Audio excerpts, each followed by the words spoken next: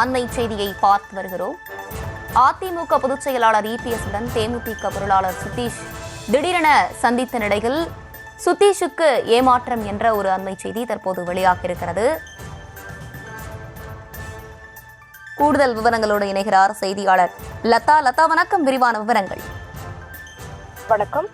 மாநிலங்களவை சீட்டு வழங்குவது தொடர்பாக தேமுதிக அதிமுக அந்த பிரச்சனை என்பது நடைபெற்று வரக்கூடிய நிலையில இன்றைய தினம் சென்னை பசுமை வழிச்சாலையில் உள்ள எடப்பாடி பழனிசாமியினுடைய இல்லத்திற்கு நேரில் வருகை தந்த தேமுதிக பொருளாளர் சுதீஷ் அவரை நேரில் சந்தித்து பேசியிருந்தார்.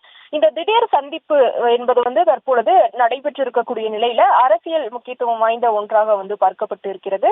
சுமார் 1.5 மணி நேரம் இந்த பேச்சுவார்த்தை நடைபெற்று இருக்குது.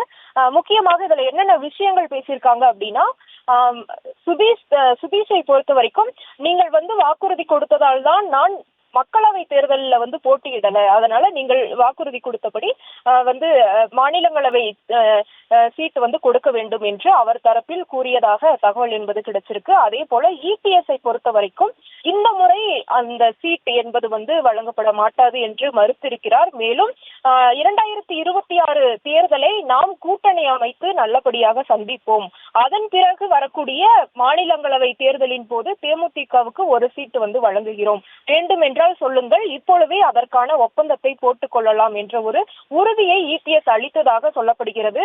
ஆனால் இந்த முறை மாநிலங்களவை சீட்டு வழங்குவதை அவர் மறுத்திருப்பதாக அந்த தகவல் என்பது கிடைத்திருக்கிறது.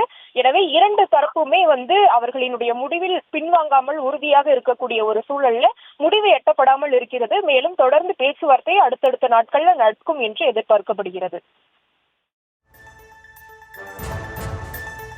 விவரங்களை வழங்கியமைக்கு நன்றி லதா.